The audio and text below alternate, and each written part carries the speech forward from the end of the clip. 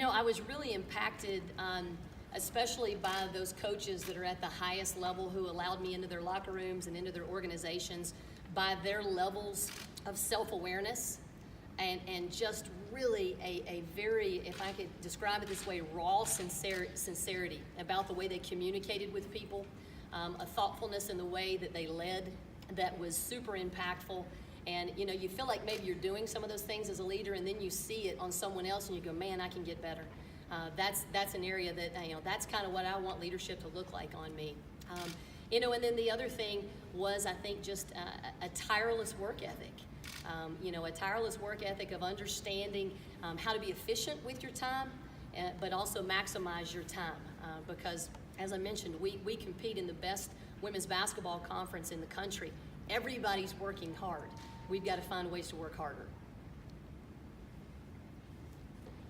Your thoughts on the facilities here and being able to recruit to what is an outstanding facility?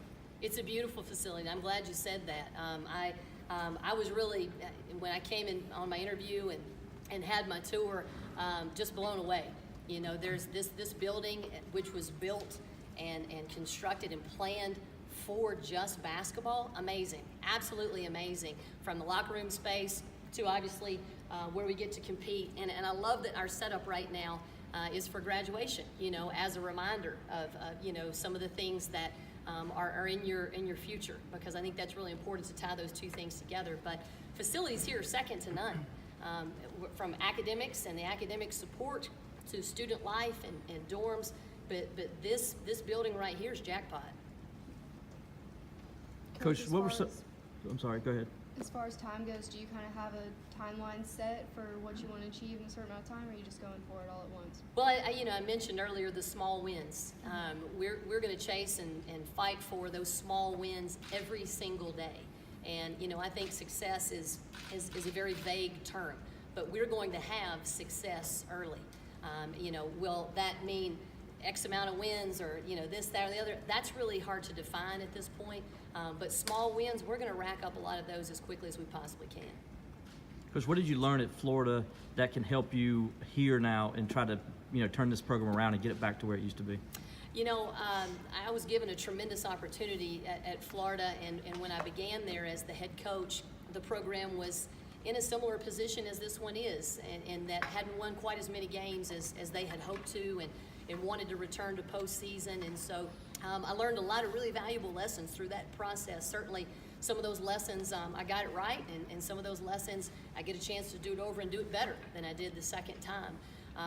But I think coaching and competing in the SEC is great preparation for how this league is as well, which is very, very unforgiving. And at the same time, on the recruiting trail, you get a chance to go out and find people who want to be somewhere where they're going to be challenged every single day. There's never a, hey, well, this is in a W, we can go ahead and put in the win column. That doesn't exist in the ACC.